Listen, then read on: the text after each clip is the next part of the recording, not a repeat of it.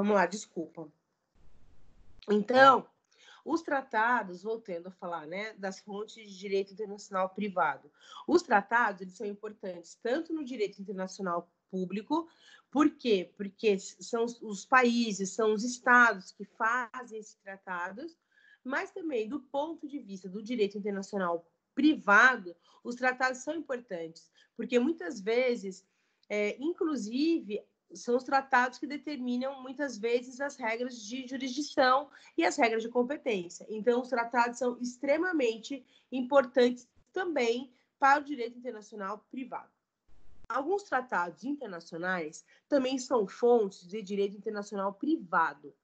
O principal deles, que inclusive está internalizado no ordenamento jurídico brasileiro, é o Código de Bustamante, ou o Código de Direito Internacional Privado, o qual foi aprovado em 1928 por diversos estados americanos durante a Conferência Pan-Americana de Havana.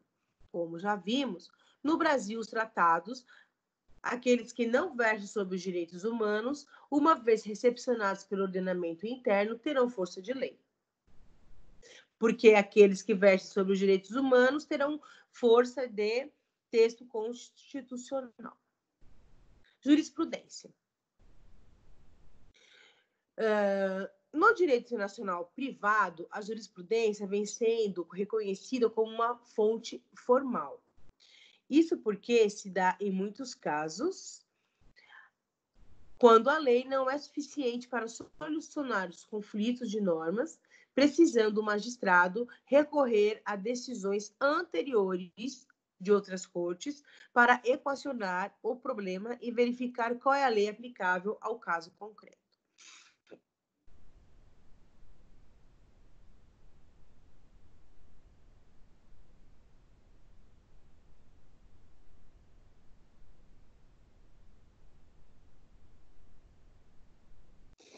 Bom, eu já falei para vocês um pouquinho do conceito de direito internacional privado, já falei das fontes, já falei mais ou menos como ele opera, já inclusive falei a diferença dele para o direito internacional público. Agora vamos avançar na prática para ver como tudo isso acontece. Bom, eu já falei para vocês que o direito internacional ele serve privado para dirimir eventuais dúvidas, conflitos entre a legislação pátria e a legislação internacional. Ou, diante de um determinado caso em concreto, se aquele assunto será resolvido, será dirimido pela justiça brasileira ou pela justiça estrangeira ou pela justiça alienígena. Bom, o primeiro passo que a gente precisa fazer para começar a brincar um pouquinho, né, com esses conceitos, para inclusive entender como isso opera na prática, é a gente fazer um procedimento, uma técnica que se chama qualificação. Ok? E o que é a qualificação? Gente, isso aqui é importantíssimo.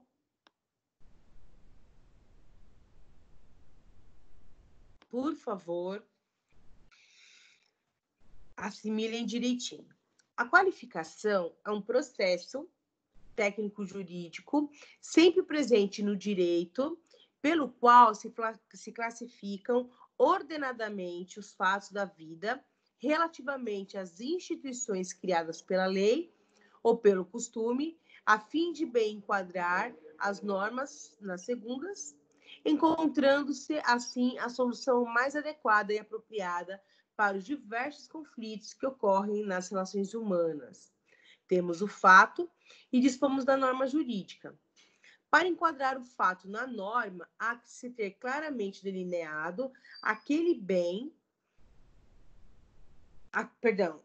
Para se ter claramente delineada a norma, é necessário que a gente bem compreenda, que a gente entenda o que está acontecendo. O fato e a norma, a vida e a lei. Ambos exigem classificação ou caracterização, enfim, a qualificação. Eu preciso, gente, primeiro entender que eu estou falando aqui de uma técnica.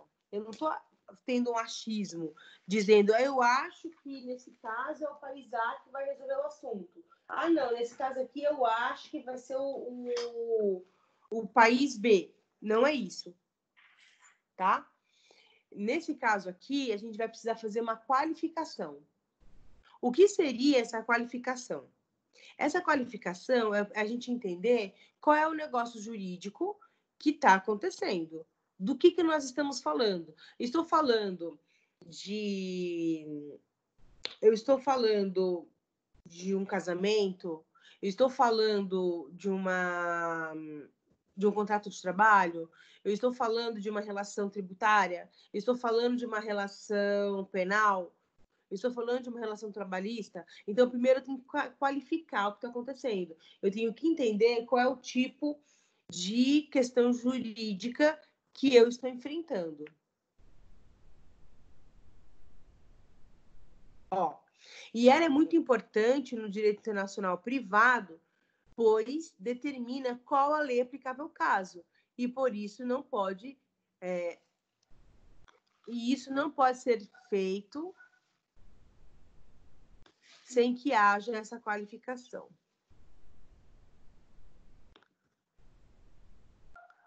Dito de outro modo, para se aplicar a norma indicada pelo direito internacional privado corretamente, é preciso, antes de tudo, qualificar a situação da qual decorre o conflito, que pode ser uma situação de natureza contratual, obrigacional, pessoal, etc. Então, foi isso que eu falei para vocês, tá? Então, antes de mais nada, eu preciso identificar qual é a questão aqui, qual que é o negócio jurídico envolvido. A depender dessa classificação, a regra imposta pelo direito sofrerá variações. E é por isso que a qualificação prévia é especialmente importante para o direito internacional privado. Então, gente, a qualificação é tudo nessa vida do direito internacional privado.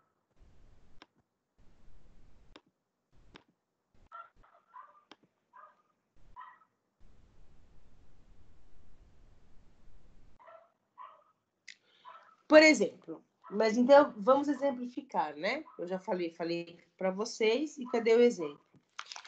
Deixa eu só pegar um negócio aqui.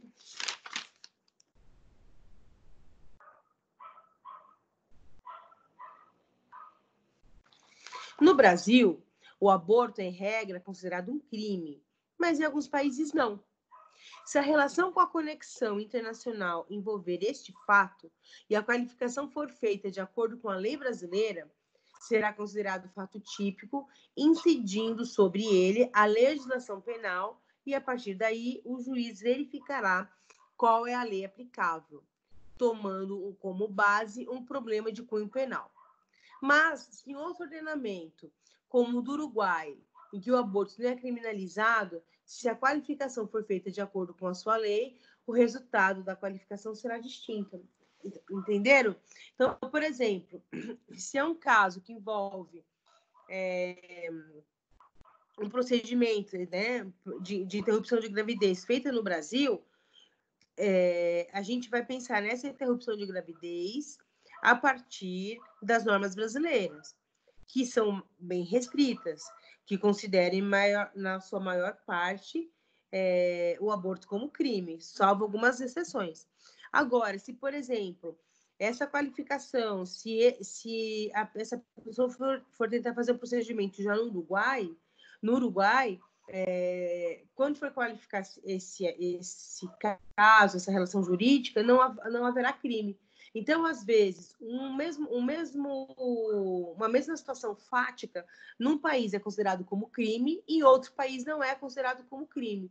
Vai depender de qual país vai fazer a qualificação, que vai compreender, que vai analisar aquele dado, aquela relação jurídica. É importante até pensar nesse termo qualificação como análise mesmo, porque e é isso que vai acontecer. Diante de um fato concreto, de um fato do dia a dia, aquele país ele vai analisar aquele caso, ele vai enquadrar aquele caso E quando ele faz esse enquadramento, dizendo isso aqui é uma relação penal, isso aqui é uma relação civil, isso aqui é uma relação de contratos, quando ele faz essa análise, a gente fala que ele fez essa qualificação.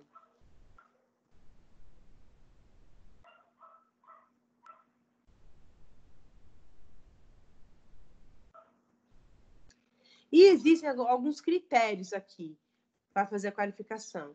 Ela pode ser pela Lex Fori, que é a lei utilizada para realizar a qualificação, que deve ser a lei do foro, a lei onde a causa está sendo julgada. Pode ser a qualificação Lex Causa, que a qualificação deve ser feita pela lei estrangeira, eventualmente aplicável à causa. E pode ser qualificação por referência. A qualificação não pode ser feita por uma lei específica, mas deve o julgador recorrer a conceitos autônomos e universais por meio de um estudo comparativo dos sistemas jurídicos estrangeiros.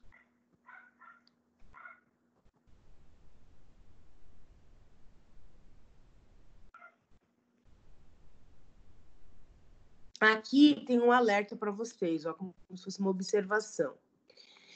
Não se deve confundir a lei qualificadora com a lei aplicável ao caso. Como, por exemplo, naquele caso que a gente acabou de dizer sobre a questão do aborto. Uma coisa é você qualificar aquele negócio jurídico, você entender se é uma relação de direito civil, se é uma relação de direito penal, se é uma relação, se é um crime, e a partir de então você definir qual vai ser o país que vai cuidar daquele assunto, que vai julgar aquele assunto. Então são duas coisas distintas, tá? A lei que qualifica é uma e a lei que vai julgar é outra. Por exemplo, a gente tem uma lei aqui brasileira que vai fazer a qualificação, a LINDB. Então, ela vai fazer a qualificação para dizer se aquele negócio jurídico, se aquela questão vai ser resolvida pelo direito brasileiro e depois vai ter uma outra legislação no sistema brasileiro que vai definir como aquele assunto vai ser julgado, tá? Então, são duas coisas distintas. É possível que a lei qualificadora seja a lei do local, mas que a lei estrangeira se aplique para a resolução do conflito, tá? Em regra, a teoria que predomina no que se refere à qualificação é a lei do foro, Lex Fori. Inclusive, essa é a regra adotada pelo direito internacional brasileiro. As outras teorias são alvo de duras críticas por parte da doutrina, o que não quer dizer que não sejam aplicadas em outros países, tá? Então, aqui no Brasil, a gente usa esse critério.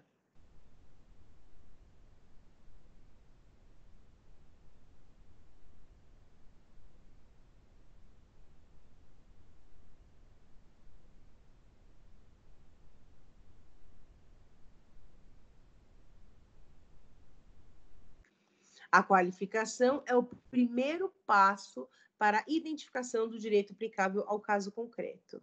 Uma vez feita a qualificação, será possível verificar qual a norma de direito internacional privado que rege a situação e, a partir dela, a definir se se aplica a lei nacional ou a lei estrangeira para o desenrolar, o deslinde da questão.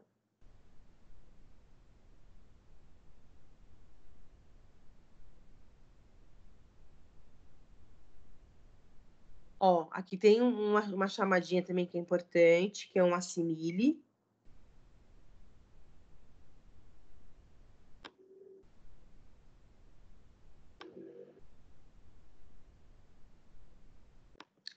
O direito internacional privado tem por objeto o conflito de leis no espaço decorrentes de relações jurídicas com conexão internacional. Suas normas não buscam resolver o problema jurídico em si, mas apontar qual a norma aplicável ao caso e para verificar qual é esta norma.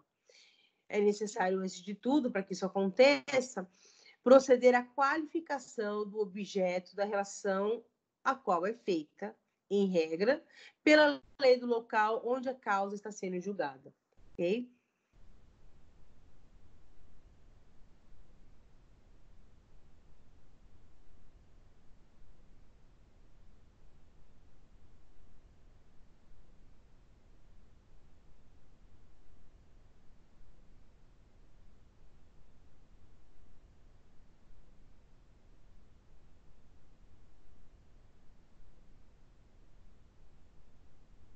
Bom, aqui tem um avançando na prática, que é a descrição de uma situação problema, né? Que chama Negócio Britânico. Eu vou dar para vocês um minutinho para que vocês leiam, que a gente vai problematizar e aqui a gente já começa avançando na prática a pensar nas atividades de hoje que valem ponto. Então, eu vou dar para vocês 2 minutinhos para que vocês leiam, para a gente fazer um debate, para a gente fazer uma problematização desse negócio aqui, desse assunto aqui, né, constando no livro de vocês, página 118, que é fundamental para a gente compreender um pouquinho desses conceitos. Então, eu vou dar um minutinho para vocês, leiam com atenção e daqui a um pouquinho a gente já volta a discutir.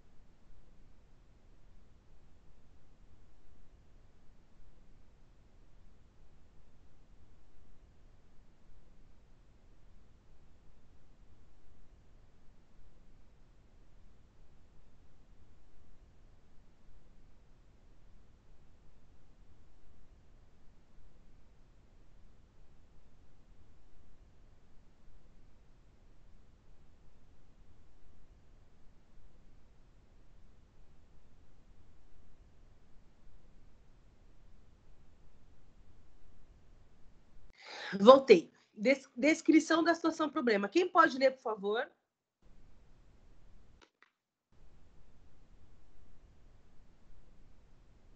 Gente, tem bastante gente online. Quem pode ler, por favor? Ó, Clarice, Degiana, Eliane.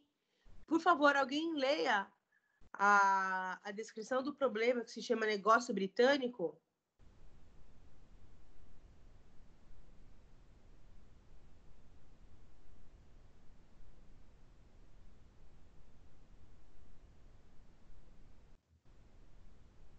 Posso, professora? Por favor, Clarice, obrigada. Imagina. Um negócio britânico. Descrição da situação problema. Estamos no ano de 2013. Houve a celebração de um contrato de prestação de serviços, tendo a avença sido prolatada, de um lado, por uma empresa brasileira de consultoria empresarial, a Tupinink. O local, Londres, Reino Unido. Do outro lado, uma empresa londrina, Bitsy. Acontece que, no ato, houve a assunção de uma eleição de foro. Todas as eventuais dúvidas e questões acerca do instrumento contratual de prestação de serviço seriam dirimidas pelo foro da Comarca do Rio de Janeiro, no Brasil, sendo convencionado que todo o outro foro estava excluído. Passados 2 anos, aconteceu aquilo que ninguém queria. O negócio não era mais visto como bom. Eis que houve um desentendimento quanto ao critério técnico de execução do pacto. Superadas as tentativas de solução amigável, mesmo com todo o foro da empresa brasileira, a única solução possível foi o ajuizamento de um processo. O feito é então distribuído na Justiça do Rio de Janeiro, buscando a resolução contratual. Nesse sentido, você, na condição de magistrado da Comarca do Rio de Janeiro, é o titular da vara, para a qual a demanda fora sorteada e distribuída. Agora, você proferirá sentença dizendo da qualificação do negócio, fundamentando sua decisão de acordo com os preceitos de direito internacional privado. Perfeito. É para ler a sentença ou não? Calma, só um minutinho. Então, tá. É agora que vem a parte de vocês. Então, ó, aqui é exatamente o que eu fui explicando para vocês. De um lado, né, uma empresa de consultoria empresarial brasileira, Tupiniquim, e do outro, uma empresa londrina, British Wash. Então, olha que interessante. Elas fizeram um negócio jurídico dizendo que todas as eventuais dúvidas e questões acerca do instrumento contratual seriam dirimidas no Rio de Janeiro.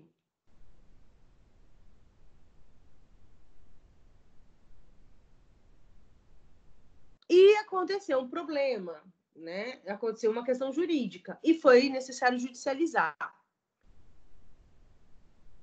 Espera só um pouquinho, só um pouquinho, Clarice. Está no grupo. Tem gente me mandando mensagem dizendo que não está conseguindo entrar na aula e eu estou mandando o link lá no grupo. Pronto.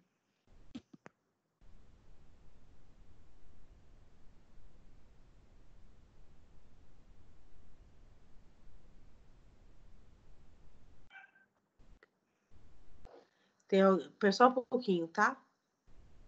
Estou rouca, estou com esofagite, tá, Elaine? Tá bom, Eliane, tudo bem, Eliane? Gente, eu preciso da participação de vocês, tá? Que vocês participem, que vocês falem. Bom, agora foi, como eu disse a vocês, aconteceu o tal problema. Houve uma controvérsia entre essas duas empresas, uma brasileira e uma britânica. Aí foi ajuizado um processo. O feito foi distribuído na Justiça do Rio de Janeiro, buscando buscando a resolução contratual. Você é juiz. Como é que você vai sentenciar quando chega esse processo na sua mesa? Quem pode ler a sentença que não seja a Clarice? Porque a Clarice já leu o probleminha. Quem que vai ler, por favor, a sentença? Tá valendo nota, hein, meu povo?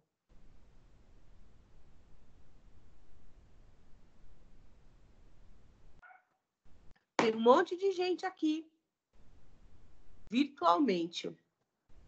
Ó, Ronilson, o Antônio, a Clarice, como eu já falei, a Elizabeth, o Peterson, a Dejiana. Por favor, alguém lê a sentença, por favor. Elaine, eu já entendi que você está com um problema na garganta, não tem problema. Mas não é possível que todos estejam, né? Por favor, gente, alguém lê a sentença, por favor. Ah, a Elaine Montalvão. Professora, se a senhora quiser, eu leio a sentença também.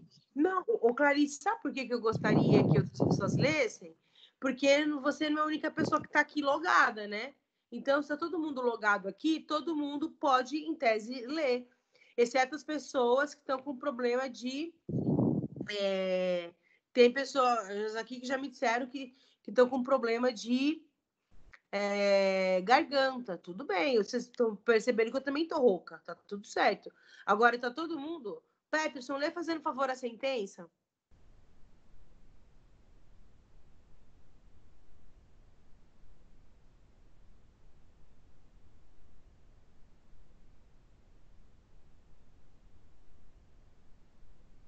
Antônio,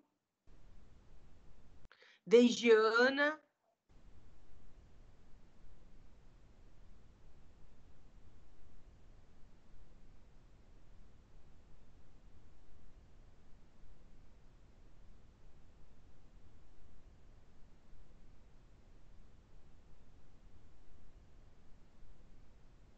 Ronilson. Cadê você, Ronilson?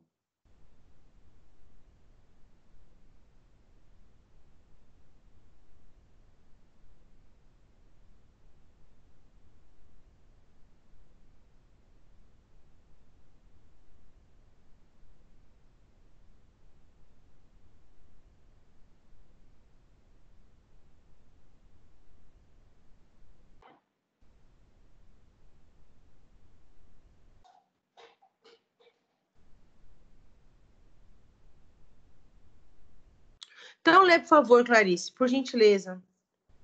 Leio. Sentença. Vistos os autos e analisados, cuida-se de qualificação de conflito envolvendo o contrato de prestação de serviço entapulado. Em 2013, por empresa brasileira Tupiniquim, com empresa inglesa Brits, em solo inglês. Etapa prévia necessária para a determinação de norma de direito internacional privado a ser aplicada ao caso concreto. O andamento processual até essa prolação da sentença, o feito não encontra quaisquer vício ou nulidades. Quanto ao mérito, é de se questionar qual o direito internacional privado a ser aplicado na hipótese concreta, se o brasileiro ou o inglês. Só um pouquinho. Tá bom. O Clarice. Então, a primeira coisa é verificar qual é o direito a ser aplicado, o brasileiro ou o inglês. Perdão, pode continuar. Pode continuar? Entendo os fatos sido devidamente descritos no processo e havendo a expressa definição do foro como sendo esta unidade jurisdicional decido, a LINDB regula a aplicação da norma qualificadora quando em hipótese um conflito internacional privado. Em regra, o critério utilizado para a qualificação das relações jurídicas previamente à aplicação do direito internacional privado é o do lex fori. Entretanto, a lei traz algumas exceções que merecem ser observadas. Nesse sentido, invoco o comando do artigo 9º de referida lei. Para a qualificação e reger as obrigações, aplica-se a lei do país em que se contraiu. Ora bem, como destacado no caderno processual, o contrato foi celebrado na Inglaterra, no Reino Unido. Assim, em caso, será o direito internacional privado britânico, que irá apontar qual a legislação que será aplicada para a resolução contratual. Quanto à questão de fundo, então profiro a qualificação como elemento de definição à aplicação da lei londrina. Deste modo, o local de celebração do contrato é que definirá a norma de direito internacional privado aplicável, pelo que a fundamentação da presente decisão resta sedimentada. É a decisão.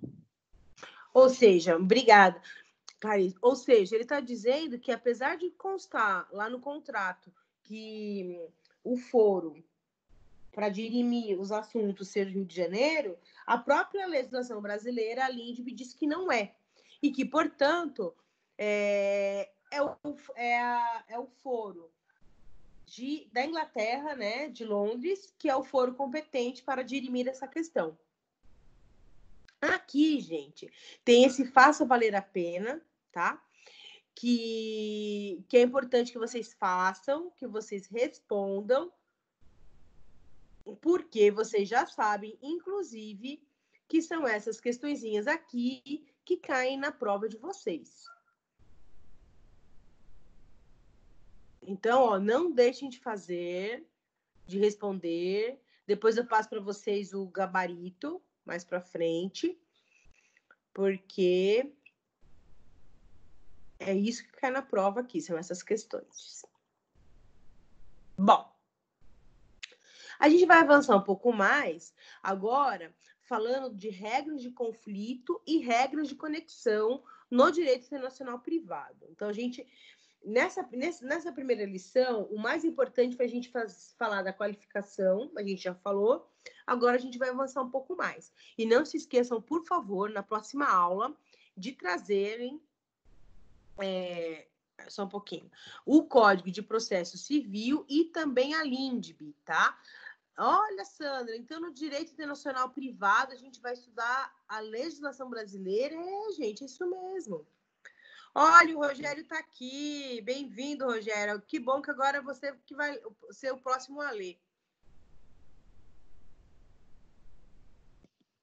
Porque ninguém está querendo ler aqui no dia de hoje.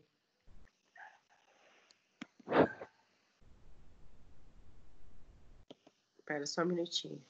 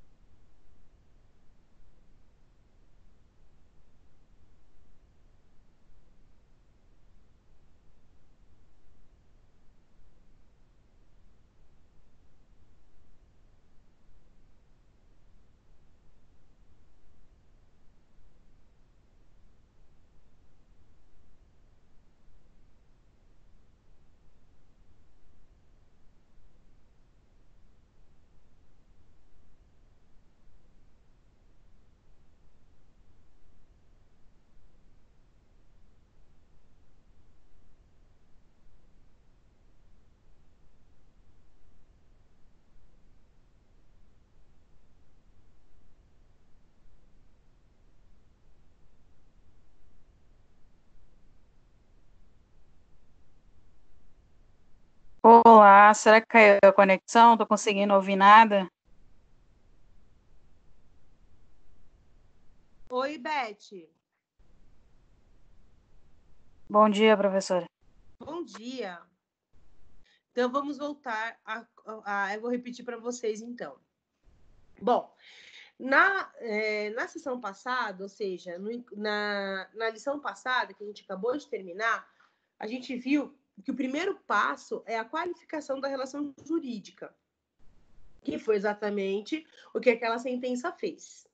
Agora, a gente vai conhecer os próximos passos a serem seguidos nesse processo de solução de conflito entre leis. Então, lembrando sempre que o direito internacional tem por objeto a resolução do conflito de leis. E a gente vai conhecer as regras e os elementos de conexão. Essa palavra aqui, gente, vai ser bem importante para a gente. A gente vai utilizar bastante aqui no direito internacional privado, elementos de conexão. E como se definirá né, os elementos de conexão e qual a regra aplicável ao caso concreto. Bom, para quem chegou agora, no final da sessão passada, a gente deu um probleminha, que era um problema de direito internacional, cuidando de um conflito existente entre uma empresa britânica, uma empresa inglesa e uma empresa brasileira.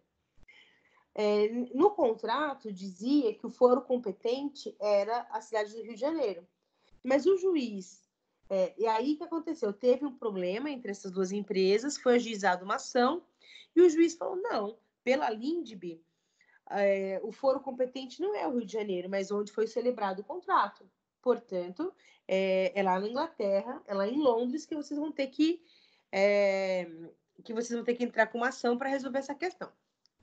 Pois bem, após a qualificação da relação jurídica, será localizada a sua sede jurídica, ou seja, qual o direito internacional privado que irá sobre ele incidir, se o local ou o estrangeiro. Uma vez determinado, recorre-se às regras de conexão para identificar, por meio das normas do direito internacional privado, qual a legislação aplicável passa a dirimir o caso em concreto. Com isso, pode-se dizer que as regras de conexão também são conhecidas como elementos de conexão, e são aquelas que determinam qual a norma cabível ao caso. E, afinal, o que são esses elementos ou regras conectoras? Aqui, ó, tem um conceito para vocês, que é o seguinte: uma vez localizada a sede jurídica da relação, por força do elemento de conexão, indica-se em seguida a aplicação do direito vigente neste local, o que constitui a regra de conexão do direito internacional privado. A conexão vem a ser a ligação, o contato entre uma situação da vida e a protegida. Onde você vai com essa blusa? Quem falou? Trabalhar daqui a pouco. Oi, Francisco. Fecha o microfone, por favor, meu filho. Bom dia.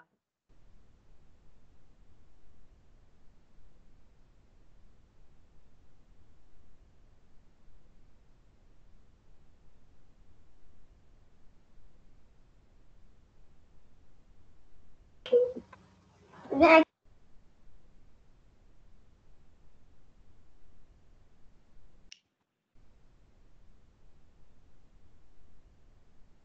Então, gente, para a gente fixar esse conceito,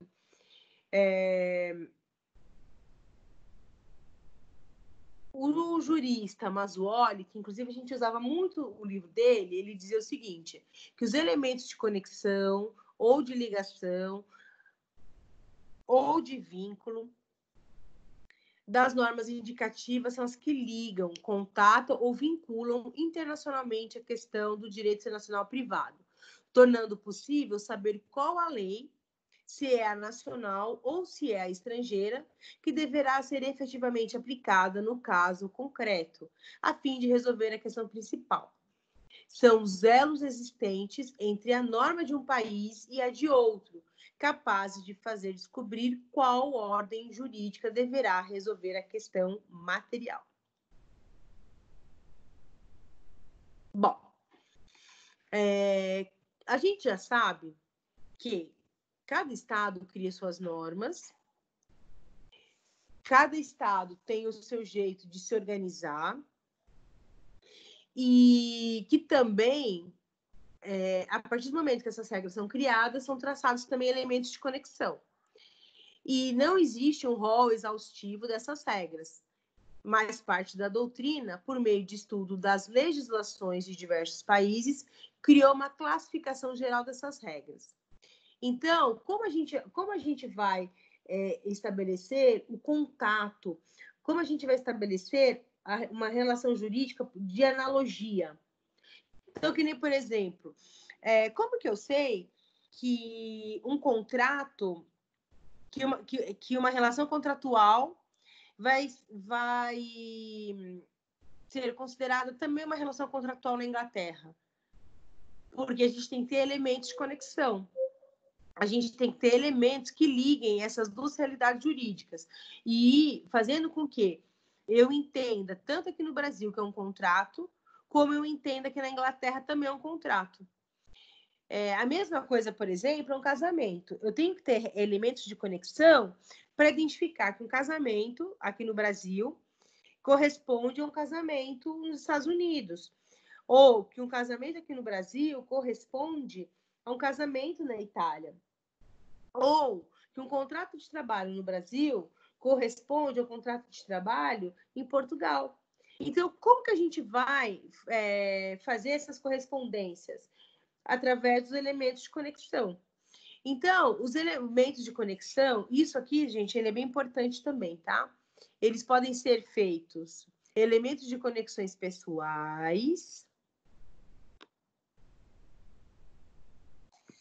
são aqueles centrados na pessoa e utilizados quando estiver em causa questões relativas ao estatuto pessoal, por exemplo, personalidade jurídica, capacidade civil, nascimento, morte, etc. Adotam, em regra, dois fatores determinantes, que é a nacionalidade e o domicílio. Um outro elemento de conexão interessante é a nacionalidade. Quando a nacionalidade for utilizada como elemento de conexão do direito internacional privado, a lei aplicável para a resolução do caso concreto será a mesma lei pela qual se rege o estatuto pessoal do indivíduo. É um elemento de conexão comumente utilizado pelos países europeus, que fala sobre capacidade, essas coisas todas. E domicílio. É o elemento pessoal de conexão adotada pela maioria dos países, inclusive pelo Brasil, como regra geral. De acordo com o artigo 7º da LINDB, que ele dispõe, a lei do país em geral, a lei do país em que é domiciliada a pessoa determina as regras sobre o começo e o fim da personalidade, o nome e a capacidade e também os direitos de família. Então, aqui, a gente já está começando a entender um pouquinho sobre a LINDB e começando a imaginar situações, né, hipotéticas envolvendo direito internacional e que serão dirimidas através da nossa legislação.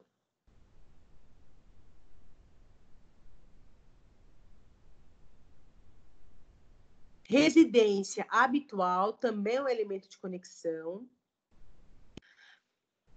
A residência habitual corresponde ao local do centro de interesses ou centro da vida da pessoa, local em que esta reside por certo tempo de período. E este elemento de conexão tem sido utilizado nos estatutos pessoais, a fim de que se possa aplicar ao caso a legislação que melhor corresponda à realidade diária da pessoa. O seu conceito incorpora elementos subjetivos que flexibilizam a escolha da lei aplicável, de forma que para cada relação jurídica possa ser aplicada a lei que possua uma conexão mais estreita. tem sido utilizado como um meio termo entre a nacionalidade e o domicílio. Tem sido especialmente utilizado pela União Europeia como medida de integração e consolidação de um direito europeu. E existem outros elementos também. Por exemplo, a origem, a religião do indivíduo, como, por exemplo, nos Estados Islâmicos. Espera lá.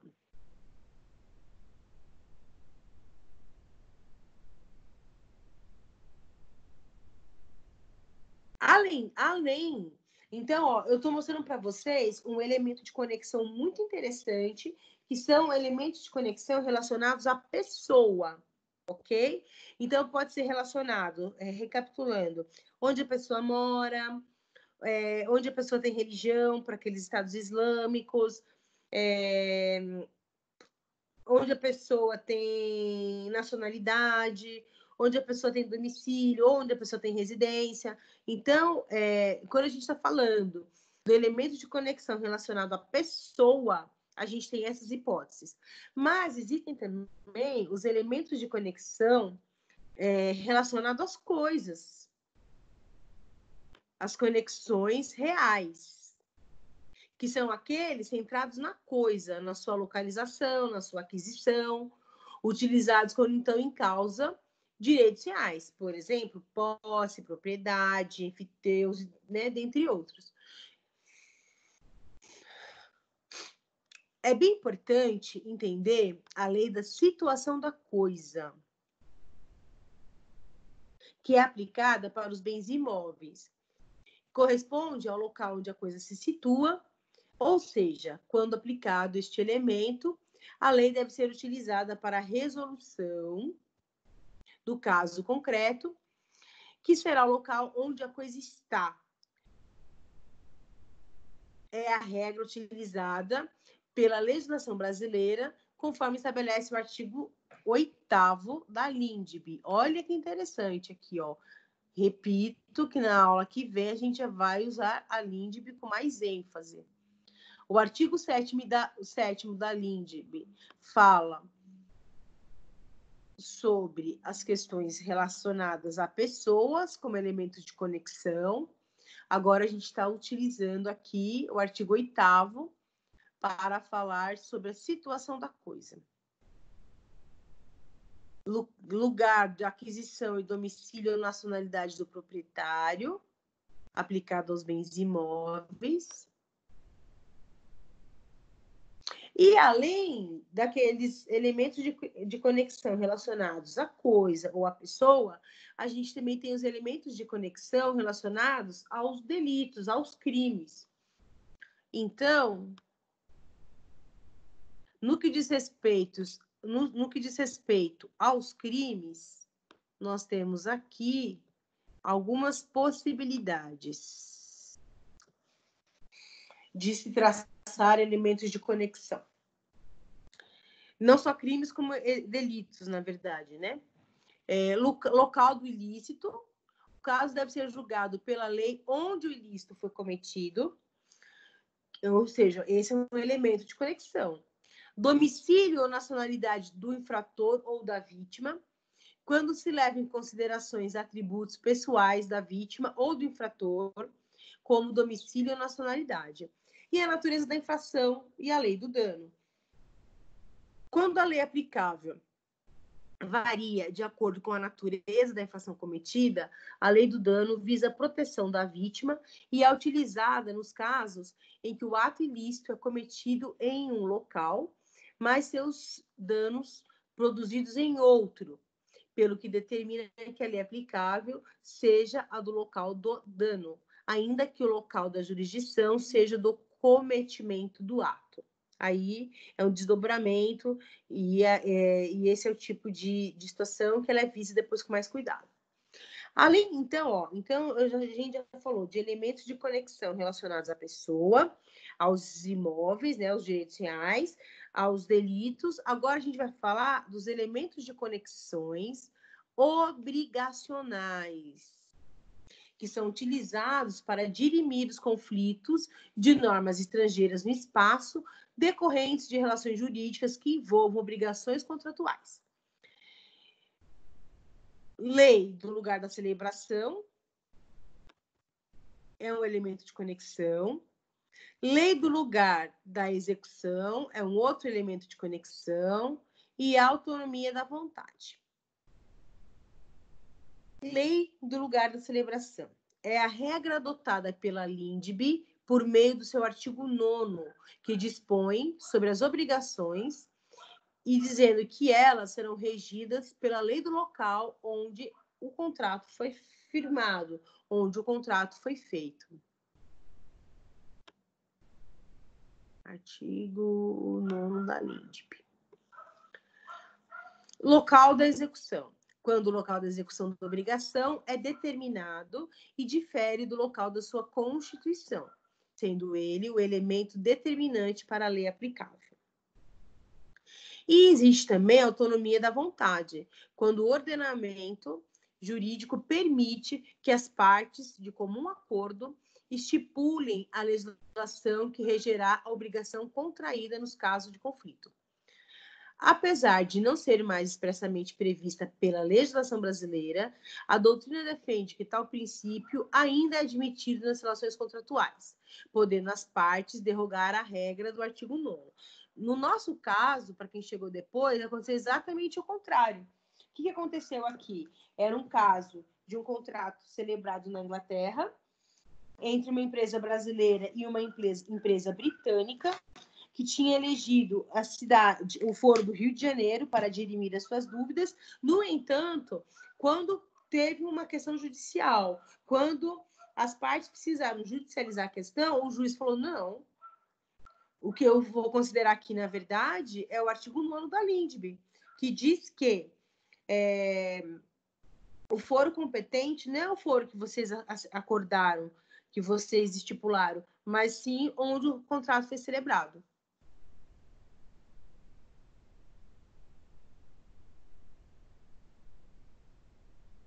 Bom, eu falei para vocês, então, as principais regras de conexão. Então, isso daqui, gente, ó, de novo, as regras de conexão, elas são elementos que unem, que estabelecem um laço entre o direito privado e o direito internacional. E esse elemento de conexão pode ser pessoal, pode ser real, quando diz respeito às coisas, pode ser através dos delitos e pode ser obrigacionais.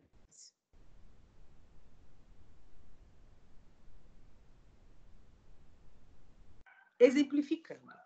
Imagine, por exemplo, que a norma de direito internacional privado indica que deve ser aplicada ao caso concreto uma lei nacional, ou seja, lex fori. Entretanto, o ordenamento jurídico nacional não tutela a relação jurídica em apreço ou não reconhece o instituto jurídico. Por mais que pareça inimaginável, tal situação em determinado momento já ocorreu. Por exemplo, gente, o Brasil adota a mediação para conflitos de família. O Brasil vem adotando o direito sistêmico. Vocês acham que todos os países admitem o direito sistêmico? Vocês acham que todos os países admitem a mediação? Não. Então, pode acontecer que um determinado país admita um instituto de direito e outro não. Quando o direito brasileiro não conhecia o divórcio e o direito japonês só conhecia essa forma de dissolução da sociedade conjugal, concedia-se aos nipo-brasileiros o desquite, raciocinando-se no sentido de que se o direito japonês autoriza o divórcio, com maior razão, deveria admitir o desquite. Então, e esse exemplo, gente, não é um exemplo do antigo, não, tá? A gente tem que entender que até o final da década de 70 do século passado, a gente não se falava em divórcio aqui no Brasil, a gente se falava de desquite. Então, e o desquite seria, na verdade, algo um pouquinho mais brando que o divórcio. Então, utilizava-se o seguinte raciocínio. Bom, se o direito japonês admite o divórcio, que é mais, vai admitir também o desquite, que é menos. Então, aqui no Brasil, eu vou considerar que esse casal japonês ele está desquitado, mas esse desquite lá no Japão vai ter efeitos de divórcio. Tá? Hoje não, né? Hoje no Brasil admite-se o divórcio, mas há algum tempo atrás não se admitia, tá? E não é tanto tempo atrás, assim, não, tipo 30, 40 anos atrás.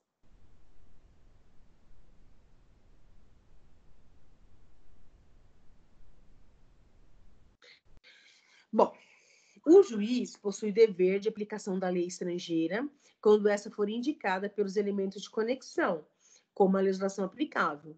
Logo, a sua aplicação é imediata, é ex officio. Uma vez verificada que é a norma competente para dirimir o caso, deve o juiz proceder à sua aplicação, não sendo necessário, para tanto, o requerimento das partes, da mesma forma que não é necessário a aplicação da lei pátria. Dessa forma, é obrigação do juiz conhecer a lei estrangeira ou utilizar dos recursos que possui para estudá-la, não sendo este um ônus das partes. Então, gente, vamos recapitular. Qualificação é uma técnica que me diz qual vai ser o foro competente para julgar a questão. Se vai ser o Brasil, se não vai ser o Brasil.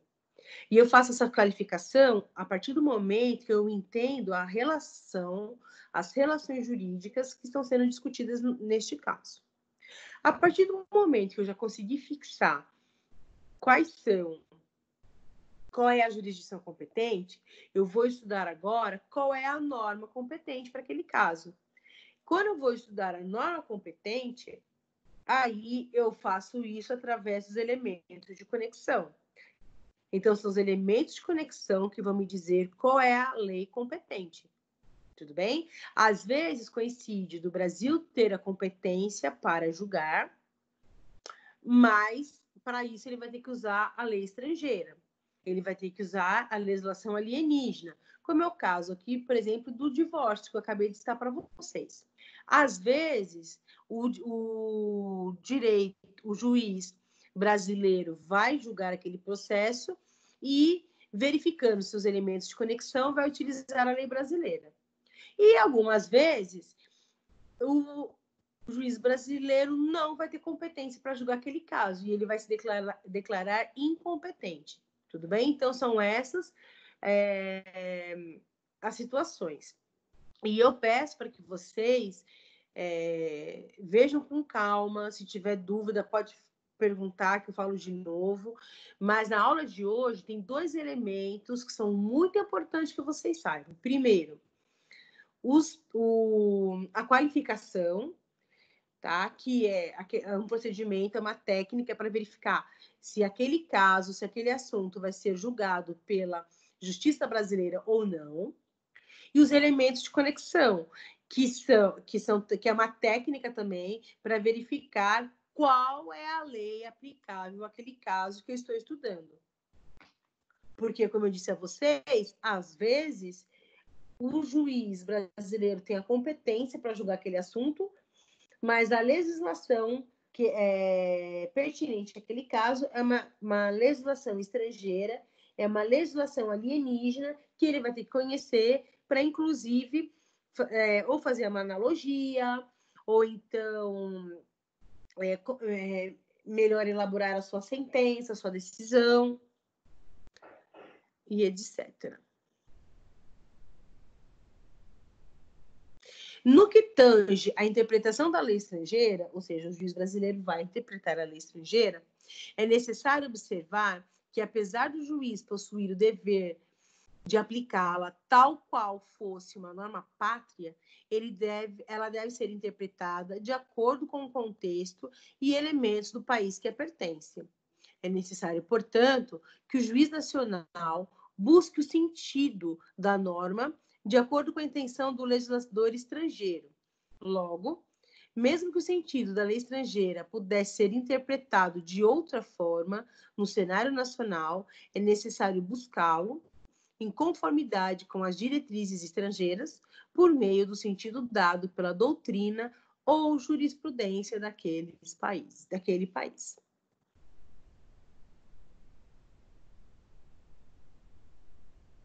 Ó, no mesmo sentido, dispõe a LINDB, em seu artigo 5º, que determina que, na aplicação da lei, o juiz atenderá aos fins sociais a que ela se dirige e às exigências do bem comum.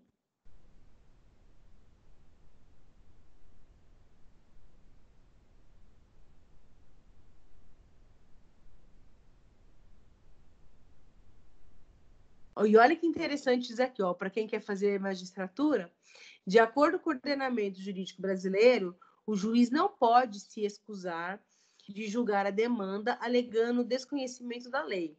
Para isso, a legislação brasileira prevê alternativas aplicáveis nesses casos. O artigo 4º da LINDB determina que, quando a lei for omissa, o juiz decidirá o caso de acordo com a analogia, os costumes e os princípios gerais do direito. Exatamente o que aconteceu aqui no exemplo do divórcio do direito japonês, tá? Aqui foi aplicado o princípio da analogia.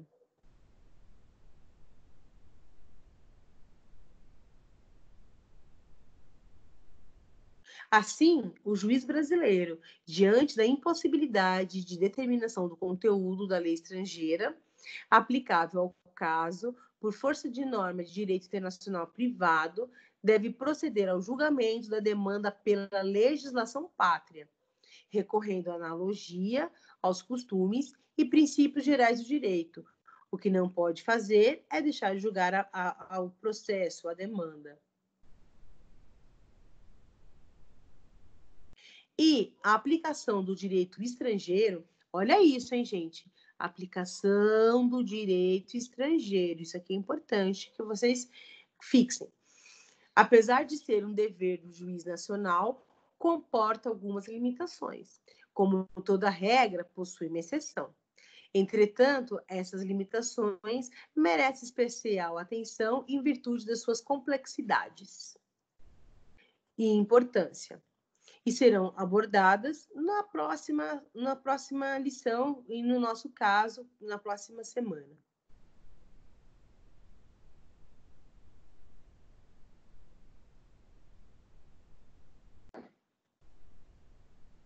Avançando na prática. Aqui a gente tem mais uma situação problema. Aqui tem duas situações problemas que eu quero conversar com vocês. Esse sem medo de errar e esse Joesley e as suas esculturas. Perfeito, é isso mesmo.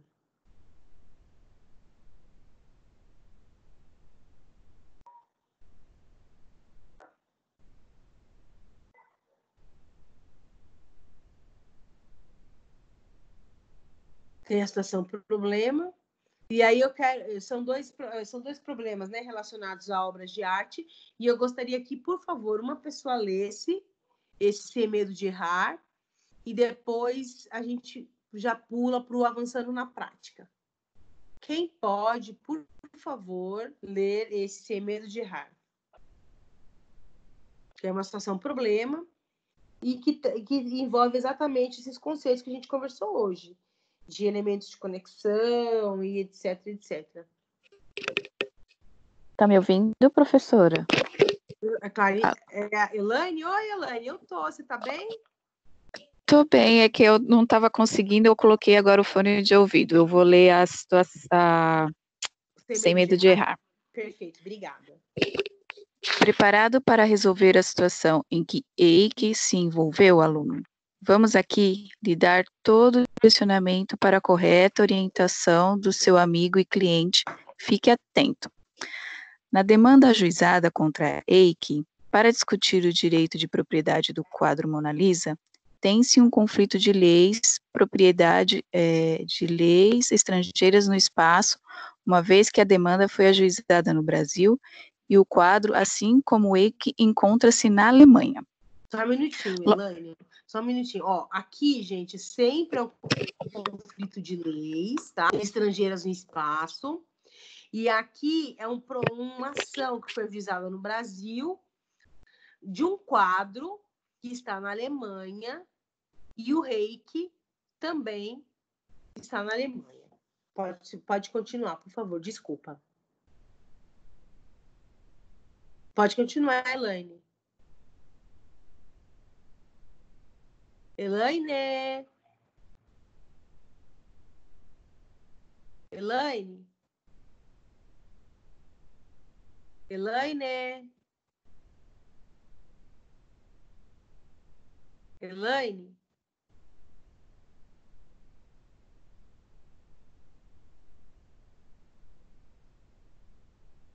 Oi, Elaine. Oi, professora, tá ouvindo? Tô, agora eu tô. Pode continuar. Tá, vou colocar aqui de volta. Logo, tal conflito deve ser solucionado pelas normas do direito internacional privado. Como a demanda foi ajuizada no Brasil, a qualificação será feita pela lei brasileira, lei do foro, de acordo com a qual será definido o que é o direito à propriedade. Uma vez feita a qualificação, o juiz passará então à identificação do elemento de conexão, para então verificar qual a legislação aplicável ao caso concreto, conforme a norma de direito internacional privado brasileiro.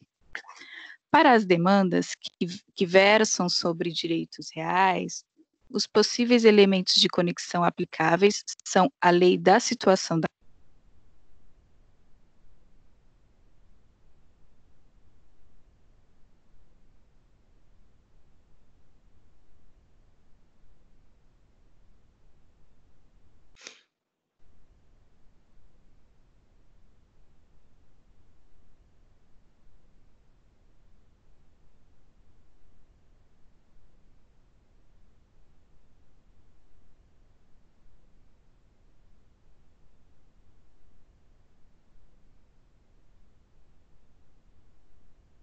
Elaine?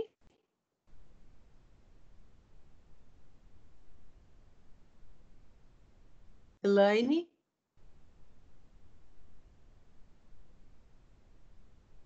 Elaine? Bom, alguém pode continuar a leitura, por favor, gente? Acho que a Elaine tá com a conexão não muito boa. Elizabeth, você não quer ler? Bom dia, professora. Bom dia. Eu posso Oi, continuar? Diana, bom dia. Bom dia. Então, aqui embaixo tem uma serraria, se tiver muito barulho, porque o pessoal está com os equipamentos ligados, eu vou continuar aqui de onde ela parou. Tá bom. Muito obrigada. Para as demandas que versam sobre os direitos reais, os possíveis elementos de conexão aplicáveis são a lei da situação da coisa, a lei do local de aquisição. Tá tudo bem? Tá me ouvindo? Eu estou te ouvindo. Eu estou ouvindo interferência. Lei do local de aquisição, do domicílio ou nacionalidade do réu. De acordo com a legislação brasileira, mais especificamente no artigo 8º, inciso 1 da LINDB, os bens móveis aplica-se à legislação do domicílio do proprietário, ou seja, o elemento de conexão utilizado para a determinação aplicável é o domicílio. Sendo assim, no caso concreto, em espaço considerado que EIC está residindo temporariamente na Alemanha, que seu domicílio continua sendo no Brasil, e que ele é o proprietário do bem, a legislação aplicável ao caso concreto será a legislação brasileira, e não a Alemanha. Ainda que bem esteja situado neste território. Pronto. Obrigada, Diana. Então, gente, vocês estão. Esse exemplo foi bem interessante para a gente entender. Primeiro, Por que eu sei que eu tô tratando de uma aquisição de um bem imóvel?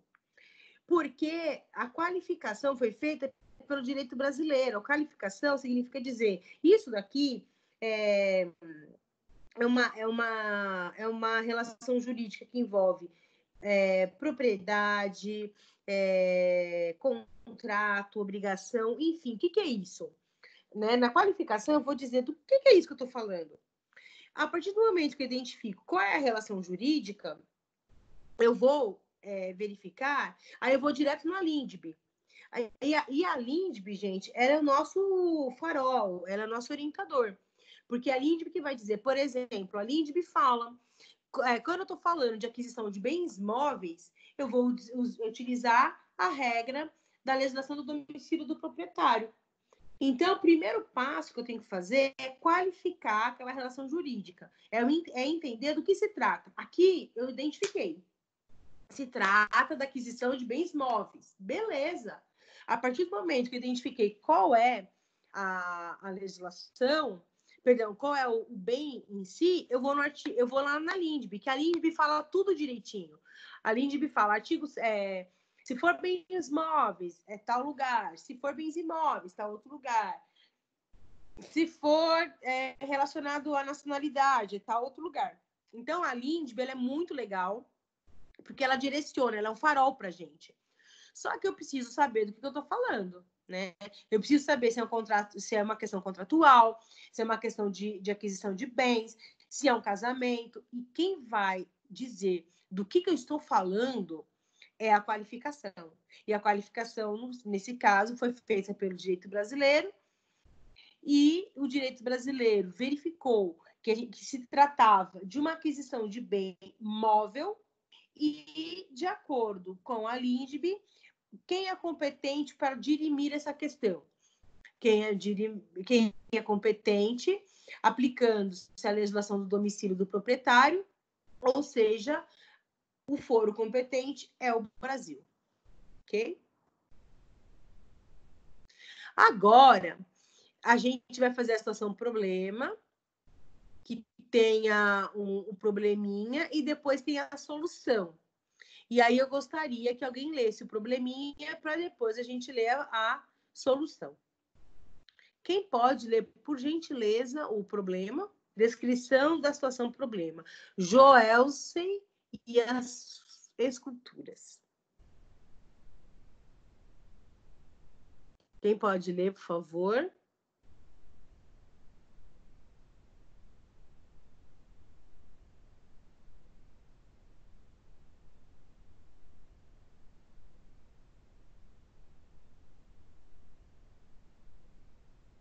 Bia, você não quer ler? Ó, a Bia não leu, a Karina não leu, o Antônio não leu, a Elizabeth não leu. Nenhum de vocês gostaria de ler?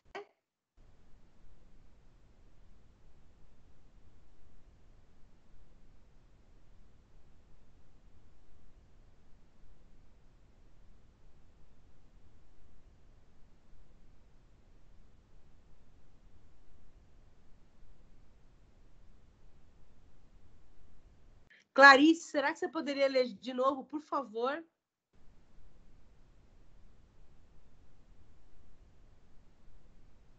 Posso sim, professora.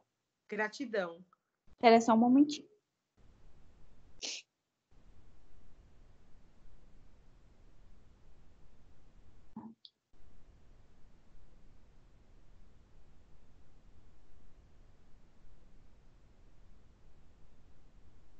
É a página 131 do livro. 131? Isso. Tá ok.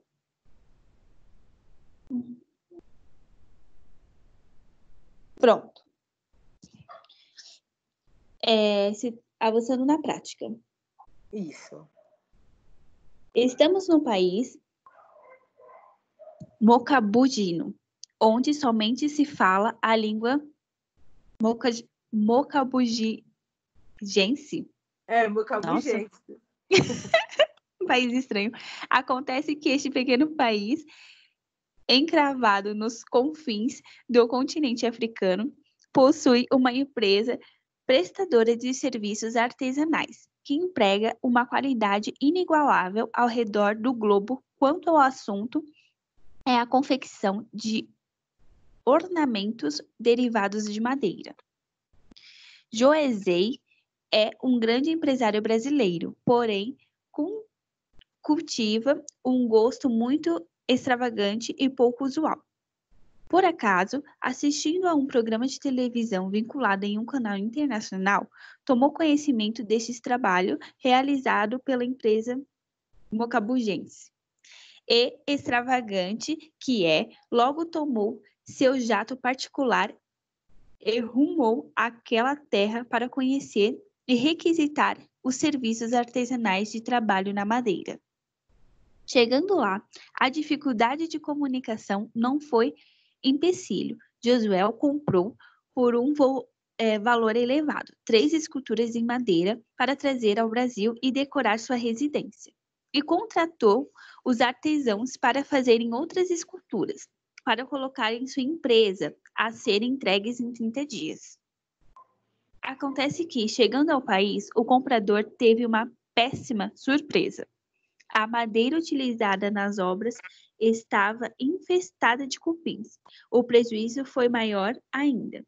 Os cupins mocabujenses consumiram todo o restante dos objetos que Josué ostentava em seu lar. A situação bastante infeliz para nossos personagens. Desculpa, viu, professora, a martelação. Chega agora ao seu tribunal. Isso mesmo, você agora é o juiz da causa. Josué ajuiza uma ação de resolução contratual cumulada com reparação de danos. A demanda recebida e processada chega em seu gabinete para prolação de sentença.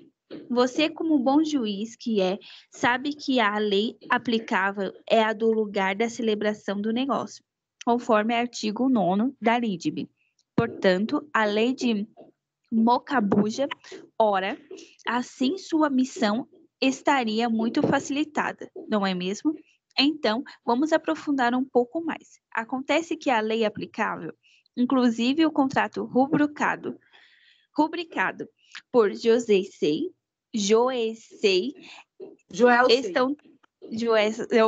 por que botar nome em filho tão difícil? Estão todos redigidos em mocabujense, não havendo qualquer pessoa apta a traduzir estes instrumentos, sendo impossível determinar o conteúdo da lei estrangeira aplicável ao caso. E agora, como você resolverá essa situação que lhe é posta a julgamento?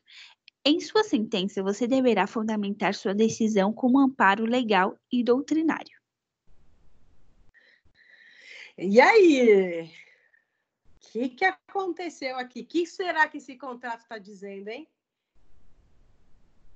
A gente já sabe que a lei aplicável é aquela lei do país onde foi celebrado o contrato. A gente, né, já viu isso. E ele está pedindo exatamente o quê?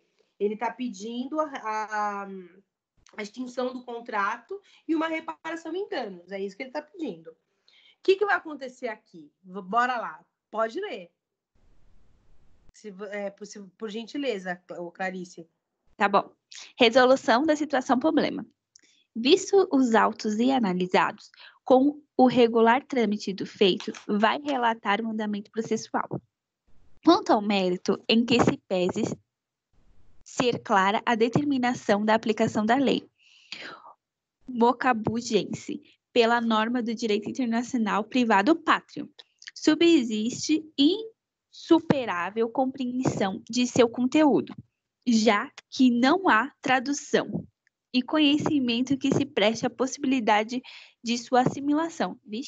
Entretanto, o direito não pode deixar de socorrer quem lhe faz jus. Por tal razão, entendo este juízo buscado por todos os meios possíveis para a aplicação daquela legislação, porém sem sucesso, sendo impossibilitada esta aplicação, não resta outra medida que não a adoção da lei do foro local. Isso com fundamento no fato de que o direito brasileiro não pode se eximir de julgar o problema concreto, que ora é posto. Nesse sentido, este juízo invoca por analogia a aplicação do artigo 4º da LINDB, que prevê que quando a lei for omissa, desculpa, viu, gente, o barulho, o juiz decidirá o caso de acordo com a analogia, os costumes e os princípios gerais de direito. Tá dando para entender, professora? Super bem. Ah, tá, é que o vizinho tá inventando de furar uma hora dessa. Nada. Ora, ainda que não se trate de caso de omissão da lei, o que se tem é a inviabilidade de indicação do seu conteúdo. É claro que a lei local deve ser aplicada para resolver o conflito. Nestes termos e pelos próprios fundamentos, decido pela aplicação da lei local. Diante da flagrante impossibilidade de aplicação da lei mocabugense. Desta forma, a resolução contratual e a fixação da reparação do dano material causado serão regidos pelo Código Civil Brasileiro. É a decisão. Perfeito. E desculpa, professor, o barulho de novo. Imagina. Então, gente, olha que interessante. Em que pese ser clara a determinação da aplicação da lei mocabugense pela norma de direito internacional privado pátrio, subsiste insuperável compreensão do seu conteúdo, já que não há tradução e conhecimento que se preste a possibilitar tal assimilação. Essa aqui é uma exceção da regra, né? E na verdade, é um caso hipotético, porque hoje em dia existem tradutores juramentados, existem intérpretes. O juiz brasileiro ele poderia fazer uma solicitação de algum tradutor no próprio consulado ou na embaixada de o nome do país? Mocabuja. Pera lá. Mocabugino. Então, aqui, na verdade, é uma situação hipotética, tá? Geralmente não é isso que acontece. Geralmente, o juiz, ele entra em contato com a embaixada ou com o escritório da embaixada ou com o escritório do consulado e solicita um tradutor juramentado para fazer a tradução e, portanto, julgar de acordo com a lei de Mocabugino. Aqui, nesse caso específico, foi dado esse exemplo, só para que vocês imaginem de uma maneira hipotética que na impossibilidade, que quando for impossível utilizar o direito pátrio, o direito do país em questão, vai se utilizar a legislação brasileira, tá? Foi só para mostrar que existe uma exceção à regra. Mas, na prática, não é assim que acontece, tá? Na prática, existem outros mecanismos que os juízes utilizam, que o judiciário brasileiro utiliza para fazer valer aqui a regra e não a exceção. Aí, novamente, eu vou pedir para que vocês façam o Faça Valer a Pena, tá? Aqui, ó, fala dos elementos de conexão, bonitinho.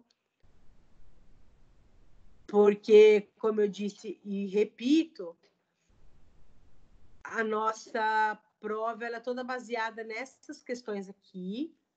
Então, é importante que vocês façam e que vocês já vão treinando. Para a próxima aula, então, já anotei as pessoas que estiveram presentes. Para quem não veio hoje, eu vou passar um trabalho. E para a próxima aula, eu vou pedir para que vocês tragam a LINDB e o Código de Processo Civil, porque a partir da semana que vem a gente vai começar a já fazer a leitura mais aprofundada. A gente vai estudar um pouquinho mais da teoria, ó. A gente também vai falar um pouquinho da Convenção Interamericana de Normas de Direito Privado, que também tem. Na semana que vem a gente vai falar do reenvio, que é um assunto bem importante. E por hoje é só, pessoal. Eu vou começar a fazer bastante esses casinhos práticos com vocês aqui, tá? Para que vocês comecem a entender bem o cerne da questão, porque direito internacional privado é isso mesmo, é estudo de caso. Tá? A gente não tem outra forma de estudar e de compreender o direito internacional privado que não seja pelo estudo de caso. Não tem, o jeito de estudar é diferente do jeito de estudar o direito internacional público. Então, eu queria saber se vocês têm alguma dúvida, se vocês têm alguma colocação, eu me coloco à disposição. Como a gente não fez intervalo, então, eu acho que daqui uns 5 minutos, se ninguém tiver nada para falar, ou nenhuma dúvida para perguntar, a gente pode encerrar a aula, tá? A aula termina 10h50, na verdade, mas a gente não fez intervalo, né? A gente foi direto, então não tem problema da gente terminar às 10h30, não. Eu só quero saber se vocês têm alguma dúvida, se ficou tudo certinho. É importante que vocês saibam a diferença entre qualificação, entre elementos de conexão, tá, gente? Isso é muito importante, porque esse segundo bimestre é isso, tá? A gente vai sempre pegar elementos de conexão, a gente vai pegar um caso, fazer a qualificação, ir na LINDB, aplicar os elementos de conexão e verificar qual é a justiça competente. Você viu que aqui o juiz não falou que vai fazer resolução ou não do contrato. Ele só deu uma sentença dizendo qual é o foro competente. Então, a primeira coisa que tem que fazer é isso. Né? E depois, julga o mérito da questão, se realmente vai resolver o contrato, se vai ter que devolver alguma coisa, enfim, como que as coisas vão acontecer. Então, minhas queridas, acho que basicamente temos mais meninas aqui. Deixa eu ver se tem algum menino, para não falar que eu estou fazendo alguma injustiça. Nós temos meninas. Então, eu quero saber se vocês têm alguma dúvida, alguma questão para falar, para colocar.